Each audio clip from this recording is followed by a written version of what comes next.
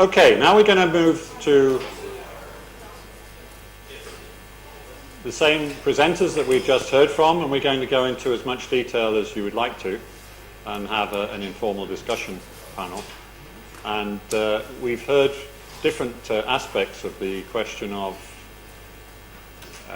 the digital transformation. And the first question I wanted to ask was picking up on something that both sets of speakers talked about, and that was commonality across national borders. And I think I'd like to ask this question specifically because it's of relevance to all of you here, because you represent many different countries. It's something that I come across all the time because I work in many different countries, and it's a common statement that people make before I get too deep into discussions is, well, of course our country is different.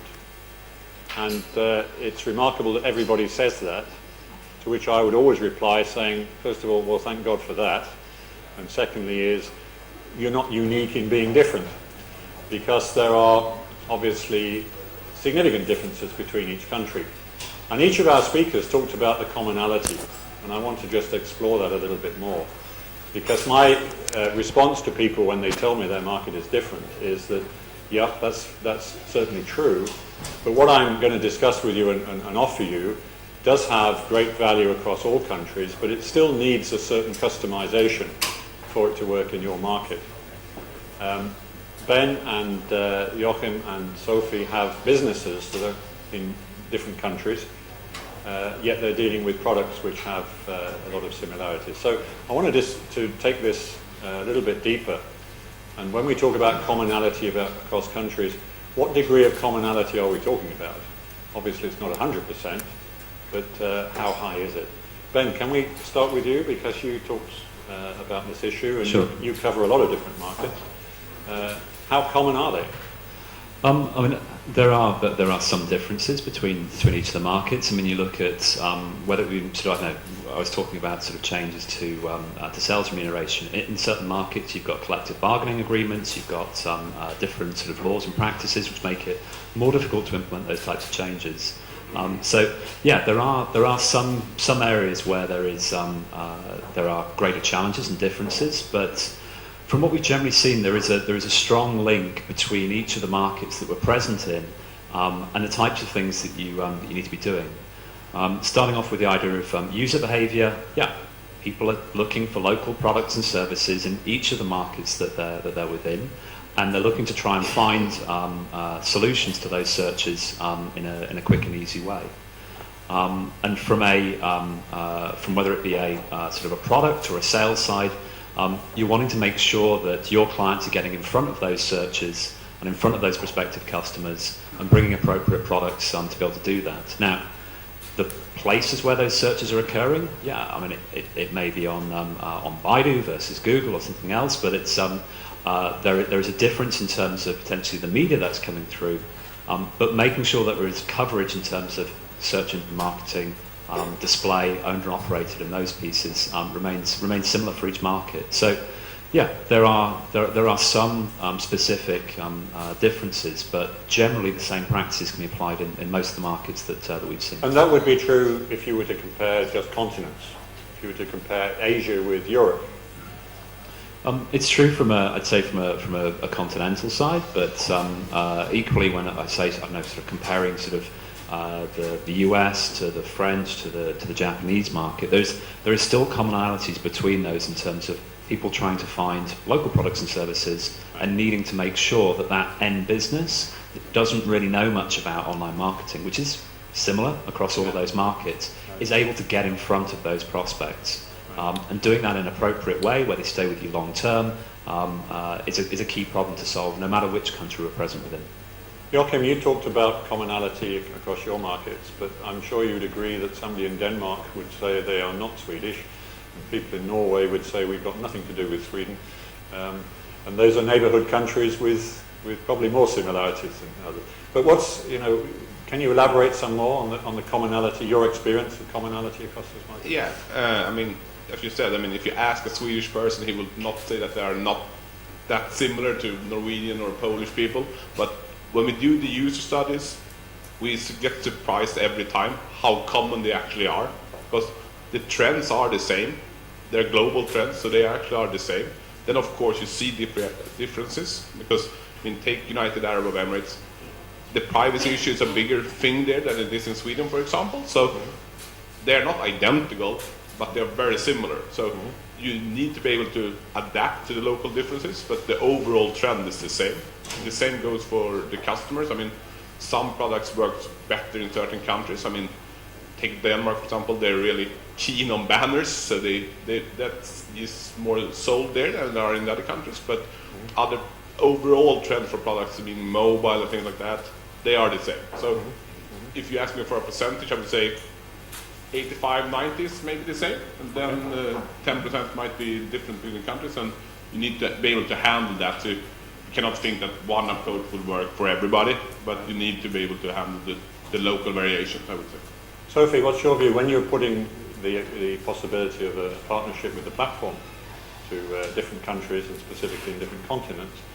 How important is customization as part of the discussion? Well, of course you need to have some market adaptation, like different skin, and you have different language sets and etc. And perhaps you also have some sort of different product need approaches. But one thing that we've noticed as being a part and share of different sets of markets, and also now in the United Arab Emirates, is the sales approach, because the salespeople do get a lot of the same questions from customers. And since that's across the markets, and then we can allow best practices trainings, which also then allows us to actually do what we need to focus on, like transforming the sales force, all keep going into the digital movement for them as well, because that needs a lot of practice. Like you still need to develop them in products, in what's happening in innovation, technology-wise, in order to move up in the large customer brands as well, because then customers will get more aware of what they're doing. It's probably relevant that historically every country in the world had yellow pages, and yellow pages is one concept, and that means that it was satisfying the needs of very, very different cultures in very different parts of the world, and that's probably some aspects of that which is relevant here too.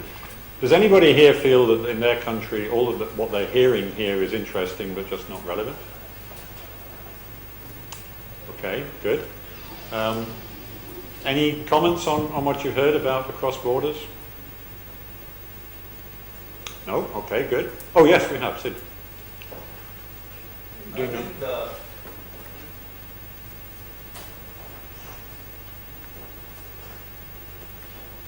I think if we look at the product as a whole, it sort of transcends borders, and the same product can be taken with a little bit of tweaks here and there.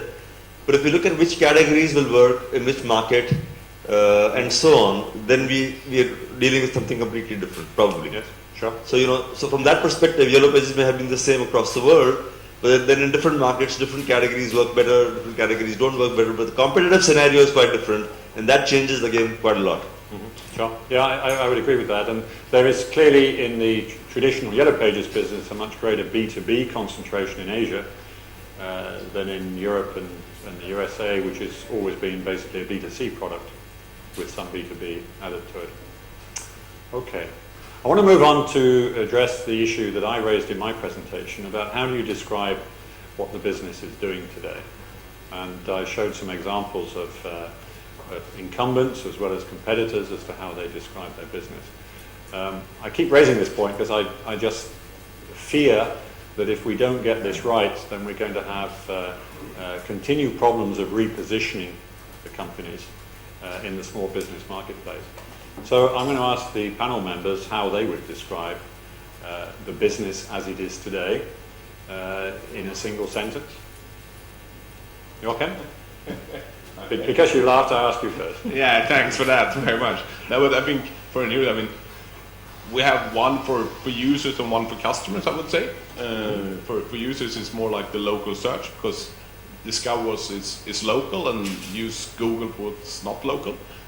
For customers, to be honest, I'm not that guy to talk to. I think Sophie is the guy. I'm a technical guy, so I will duck that question actually. No, don't duck it, because one of the things I was going to comment on was that we all saw from Joachim's presentation as a technical guy, he gave a very strong emphasis to show that he understood customer requirements and consumer requirements. which doesn't naturally follow when we're talking about technologies. So you clearly have a market focus, so no, you can't duck the question. No, but I think we have a very strong brand position, so we don't really need that extra sentence. We can actually say it just Eniro, and with 97% it's knowledge of the brand. Okay. You don't need to say what is it, because pretty much everybody is using it in Sweden, Denmark, and Norway. In Poland it's a little bit different, because that's our market position is not that strong. So there, I think we talk about digital marketing there. Sophie?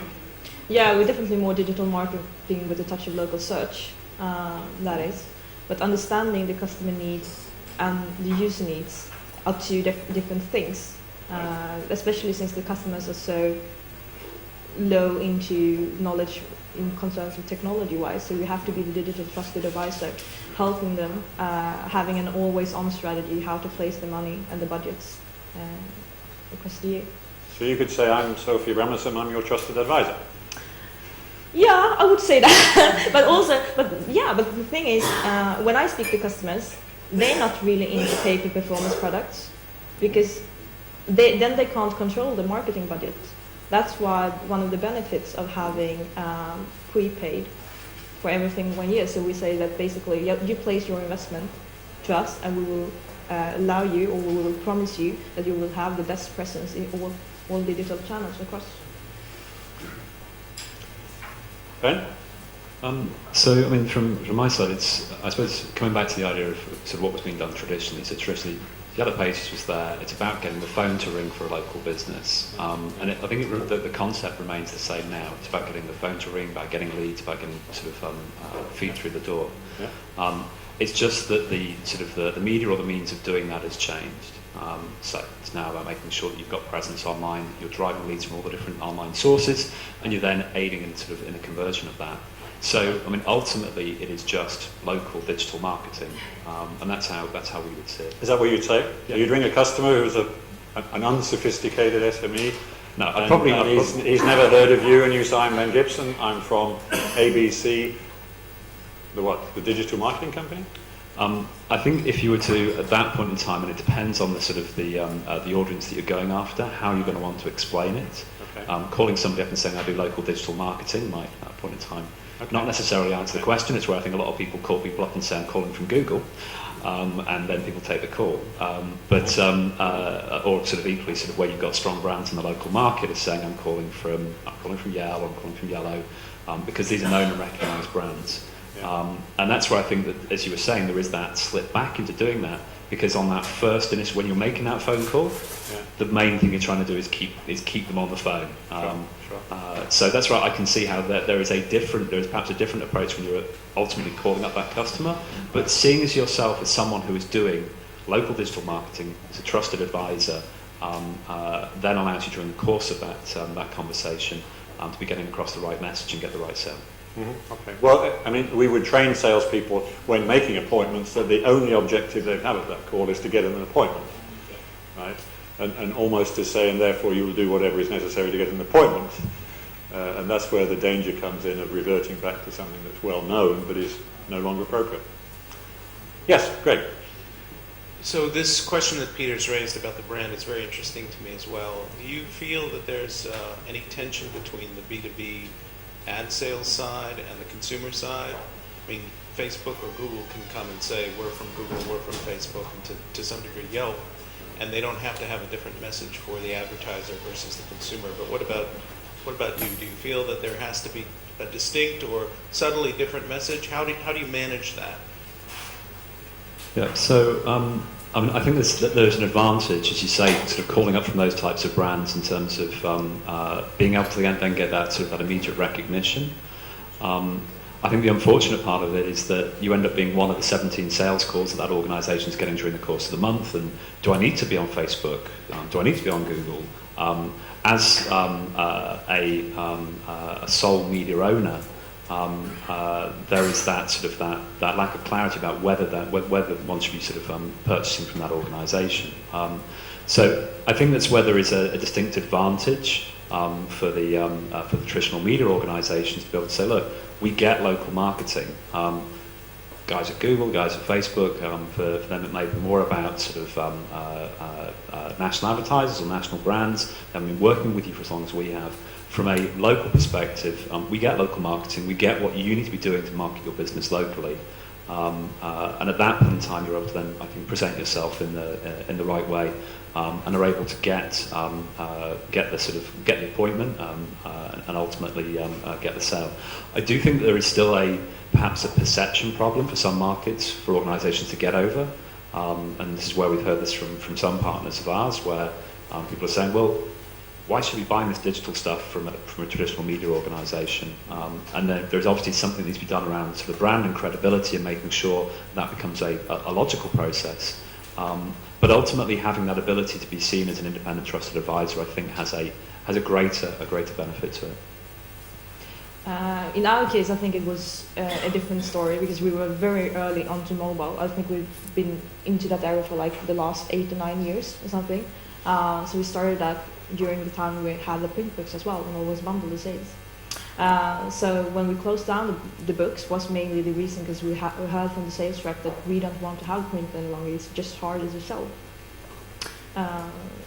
So I think we have a different kind of story, and also since we have the market position that we have in our markets, we're number 1 in local search and top 10 sites in all the countries. Everyone knows that they have to be on a neuron crack with Google See that. And we also got phone calls from our large customers telling us that there has to be something wrong with your sites now because our contact calls has been dropping severely the latest couple of hours. And then we go in and look and have a look, and yeah, you're completely correct. Your listing is not functioning as it should now.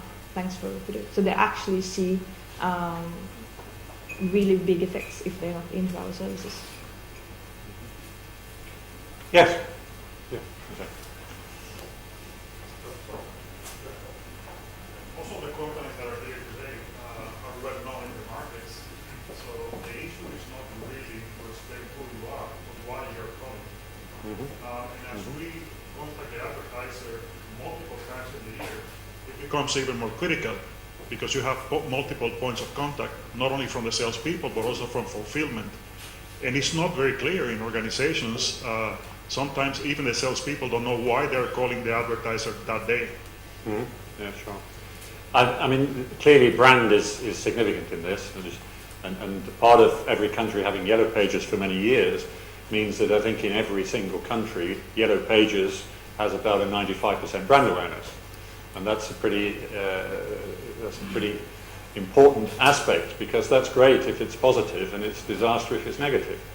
And therefore, when I talk about people reverting back to talking about yellow pages, it is in a context where people therefore already see yellow pages as being something old-fashioned. Now, if you've managed to reposition that brand over many, many years, then it continues to be a positive brand. And therefore, there's no problem saying I'm from Yellow Pages, the digital service agency. I mean, that's fine as long as you've been repositioning that brand over many years. If you've not done that, then you just don't want to talk about it, which is, of course, why in the UK, Yellow Pages became Yell, and then Yell became Hibu, because the high brand awareness was killing them. And, of course, the dangers then when you go from high brand awareness and you launch a new brand is you start at zero, and you're in no better position than all of your competitors. So this brand question, I think, is key in what you were saying there, Jose, that if you've managed to keep a modern image to Yellow Pages, then by all means talk about Yellow Pages. But if it's negative, then you don't want to do that. And can I just comment a little bit on that? Yeah, please. Yeah. We need to be very clear to the customer, why are we calling? And we, of course, we have this monthly newsletter where we talk about, okay, Christmas is coming up, you want to change your advertising based on that. And so we also send out mails to the customers before we contact them and say, okay, we will contact you in a couple of weeks, and just to follow up on your performance, see if you could change anything. So they have already in their minds, why are we calling when we make the sales call? Yeah. So we need to help the customer understand why are we actually contacting them again. Because they're used to this 12-month cycle that we used to have print for a couple of years ago. Yeah, we are custom advertisers for all the years, and every time we call was to sell something. Yeah, exactly. At a very high price. So when we made an attempt to call for a service call, and after sales care, they said, no, I don't want it, don't call me. because it's involved in that. We actually started to do welcome calls to our new customers, just to show that we've changed. So we actually had our Norwegian CEO calling to some prospects, like welcome to our new service. And then we had some follow-up calls as well, because we more like a helping hand, so telling them that, well, we can see that you have those search words and those are the most efficient ones, but those 3 ones are not generating any leads at all. Perhaps you should change those to this and this instead in order to increase the leads. I have a question. I actually like to challenge this notion of the trusted advisor, because if you're selling owned and operated inventory, which is, you know, your product for your margins, and then perhaps you have some other products, Google AdWords, some other third-party products, that mixture of products, I think compromises the notion of the trusted advisor. Maybe we need to move beyond that. Frankly, I think it's a little bit of a buzzword. Move beyond that to sort of, do the products work? Can you prove it? Is trusted advisor even essential to be successful? Because I think it's sort of a false notion. Yeah, I mean, it's an interesting point, Charles, and I think it remains as a challenge. I mean, there is obviously more than just the sort of the Yellow Pages reps representing sort of the owned and operated business, and I think if anybody was saying to a local business, you need to be getting leads from all the different places that it's relevant. If they were not talking about the owned and operated media, then there would be a big miss in terms of one area to generate those leads from. I think it's more on the making sure that from the way in which the product's put together and the fulfillment side, that there is an honest choice made about where those digital dollars are going, and that they're going to the place which is actually going to get the most overall leads for that end business. Portfolio management across the various different products. And if that means spending a bit less on owned and operated and a bit more on some other type of media, as long as that's happening, I think you can then put yourself in the position of being a true trusted advisor. If it's not, then perhaps that's a situation that you're talking about. But always keeping close with the customers, proving their ROI is the best measurement of actually being the trusted advisor. You have to be trustworthy in that sense, because you always have the transparency in digital media, as we told you before. You can always be seen in the effect reports. So if you won't prove the effect to the customer, the next year you go back trying to do the upsell, it simply won't succeed. I think there's an element of it that the customer's not likely to understand what you're talking about, and therefore you're saying, this is very complex stuff, just trust me. There's an element of that in it too, which is a rather dangerous road to go down. No, but just for like connecting to the example I made before, when we have sales reps calling regarding the keywords or search words that not being the appropriate ones, if we do change it, it's immediately shown in the effect reports as well, and then we can do a follow-up call. Just, hey, listen, just have a new look, and then we can actually follow each search word as well, comparing them to the last ones, telling you, well, this actually generates more leads. Well, I suppose just, focusing on that, if people believe in the sort of the idea of trusted advisors, perhaps that naturally means that these businesses should be split. That there is an agency and that there is a media side. And if the agency's got true independence, perhaps at that point in time that's able to hold true, but that might not be possible. I guess that's the premise of the question. You can't really be completely agnostic unless you're representing no products, essentially. At least theoretically. Yeah. Anyway. Okay. Let's move on to the technology side, which is what Joachim and Sophie were talking about specifically. You both described the Eniro story and the enormous investments made in building the platform, and that now services and supports a whole range of digital products. When do we seriously come to the end of heavy investments technologically? Are we talking about forever needing to invest large sums of money, or do we reach a stage where now it's just small add-ons? Is it all dependent on how many new products we design or expand? Does this story go on forever? Unfortunately, I would say yes. Okay. No, but I think the development tempo is increasing every day. You see new startups coming everywhere that you need to compete with, and the only way to do that is continue developing your products. And if you stand still, you will, in the end, die. But of course, it will not be instant, maybe. But if you shut down your product development or invest too little, people will just outcompete you. And but has the major investment now been made? Or is there still Yeah, major investment? Even though we're from the same company, I would like to challenge that just a bit. Because basically we're moving towards a more partner-driven philosophy because we cannot be the best in product development, right? There are other people out there much more market-oriented, doing the things, of course having a great API solution, which is more dynamic, which is easier for the partners connecting to. We will, of course, increase time to market in a much more rapid way, which means that maybe if we have partners developing for us, we can reduce our product development cost and then just maintaining the systems and improving the platform as such, supporting like pay-per-performance products and relevant models. When we talk about maybe cost, you can of course decrease the cost by using partners, of course, but I was more meaning the tempo and functionality. I mean, we need to continue evolving there. I mean, I don't see the tempo going down, no, but if you can do it together with partners, that of course can help you out, but that doesn't mean you don't need to invest in it. But is it true to say that the major investment is now happened? In the platform, yeah.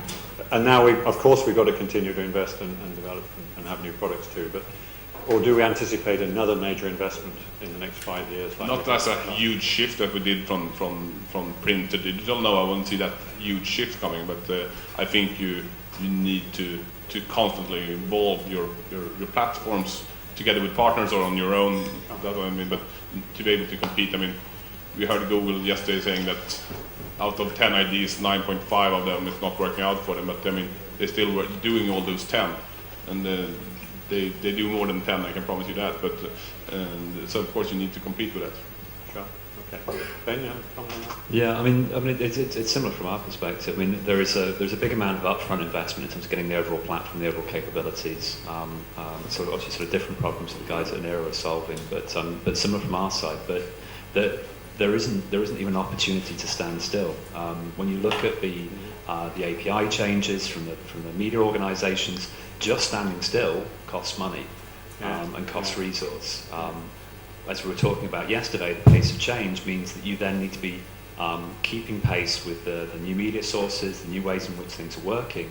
And so to keep pace with that, there is even more investment there. So the cost unfortunately never goes away. There is a significant ongoing cost to be able to manage and maintain these types of platforms. Right. Any comments on that? Anybody? Any questions on that? Okay. Well, just to develop that, and Ben, this is your point, that there's often resistance to using technology and platforms rather than people to provide digital services. Do you want to elaborate on that? I mean, what's your experiences of that? This may come back to one of the things that I think has been talked about yesterday. Why do organisations make the decision to, rather than sort of license platforms that are out there and exist already, compared to sort of building internally? Yeah. And I mean, sometimes it can come down to sort of political reasons. There's a desire for a technology division to grow and become more important within an organisation, and as you're seeing the shift from traditional to digital, that part of the organisation can feel under threat. That if it's been building and managing sort of the tools and technologies around the management of traditional media and is not involved in the digital sphere, that can be quite scary. And therefore there can be that vested interest to say we want to be building these things internally. Unfortunately, when the cost benefit analysis get put together, you'll often look at how much is it going to take to us to get to version 1, and there can be some sort of undercalculation of some of the things we're talking about here about how do we then keep version 1 alive, and how does that work sort of long term? So there can be resistance from from that I want to build internally compared to licensing. There can sometimes be resistance around human resource versus tools. Again, sort of occasionally for sort of either misconception reasons that automated technologies cannot deliver the quality or return on investment. So we've proven out over the course of the past few years to show that tools can perform as well as, if not better than people, because they've got data that they can make quicker decisions on and make decisions every day about. But equally, again, sort of other political situations whereby you've got people who are running sort of operations teams, if you're looking at a transition to digital, which means less people, that again can create a climate of sort of fear and risk and resistance to moving to a model of automation which requires a smaller workforce. Yeah. I think the issue also is that as your products become more complex and you need to have more frequent contact with advertisers, that would put more pressure on increasing the front office. And because of that, the increasing cost will require that you mechanize as much as you can in the back office. That's a very sage point, yeah, I'd agree. I just wanted, as a final question here, to bring together the questions we had about the sales and the positioning in the marketplace with the technology and the continued investment. Ben, you talked about the fact that a typical SME gets 17 calls a month from people offering him digital services, whatever, and I'm sure that figure's pretty similar in most other markets. But we also know that most of these are entrepreneurs in a very early phase of their business and in their early phases of funding, and that a lot of these simply won't survive, as in any startup environment. Now, what can we anticipate in, let's say, in 5 years' time, bearing in mind that a lot of these companies will not have the self-sufficiency to survive or the resources to fund technology? Does this mean companies will disappear, or they will join or become partners because of that fact, and therefore that in 5 years' time there won't be 17 calls, that we might be down to 5? Joachim, what do you think about that? Yeah, of course, some companies will disappear because that's always the case, but Sure. others will start up. But I think some of those will not be able to sell their own product to all customers, but they will use other companies as the sales reps and be a partner. I mean, just look at M-Drive. I mean, that's the basic idea. Don't do it on your own. Do it together with partners and sell it. Let them sell the product and have a revenue share. Yeah. I think those kind of solutions will pop up, and it will also be beneficial for companies such as Eniro, for example. I mean, we can partner up with them and not do that development on our own. So Yeah. it's beneficial for both parties and also for the customers because they will reduce the number of sales calls, of course. Sure. So you see a reduction? Yes. Okay, Sophie? Yeah, definitely a reduction as well. I think there will be many industries transforming in the next couple of years due to the fact that we're into digital. I think it's very interesting what's happening in the healthcare sector, for example. That's one industry, but there are some industries that will never transform in that sense. For example, non-top-of-mind businesses, I believe. We will always need grave diggers in that sense. We will always probably need some kind of plumber, for example, or electrician. Yeah, I mean, and it's where I think it's probably all sort of well aware when you look at any new market that's being created or sort of new opportunity that comes about, and whether it be sort of the railroads is a big step forward for logistics and communication. You end up initially with lots and lots of organisations which ultimately consolidate down into stronger businesses.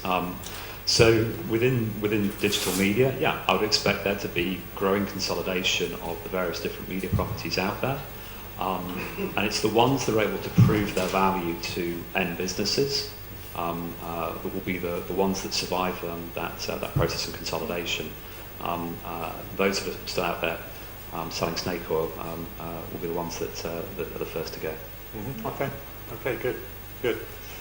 Okay, well, we're going to close this session now, and I just want to ask Sid if he's got a question. My question is to the Eniro team. When you do this relationship with NSLR, are you also involved in the sales process, or how does it work? And is it with the like Yellow Pages division, or is it with the telco? How does it work? Okay, so it's with the Yellow Pages directory for Red Salad. But of course, we try to help out with the sales as well, because we have a revenue share agreement. So, of course, the more they sell, the better for us. So, of course, we want to help them becoming good at sales as well. That was not the intention from the beginning, but we now see them as pretty much one other country in the group. And of course, we then help out also with sales training and product fulfillment training and business development training as well. Actually, the sales manager down in the United Arab Emirates is an ex-Eniro sales. Just because that person has the knowledge of the product, she has the knowledge from the Yellow Pages background. We do a lot of consultancy work together in order to sales train and develop from moving from print to digital as well. Okay, well let me just briefly summarize what I think we've been hearing in the last 2 or 3 hours, and that is that we've got, within our sector, however we want to describe that, we have excellent technology. We have world-leading technology. We don't have anything to fear in a competitive sense in that regard. And the critical issue of being able to sell and being effective and cost-effective in the marketplace, we still have one hell of a lot of work to do in that area. The difference often between what companies like to believe they're doing and what they're doing in practice still continues to be an enormous divide, and I can only urge you to spend more and more time understanding that interface today between your salesman and the small business. But having said that, whilst that challenge is there with the sales force from incumbents, I don't see the newcomers either being any better. And there is a lot of difficulties that newcomers selling similar products are having in terms of building customer relationships, of getting the sales approach right, and getting retention, which is ultimately the goal. So I want to end on a very positive note, and I think we've had some good reinforcements of those views. And I ask you again to give a big thank you to Sophie, to Joachim, and to Ben.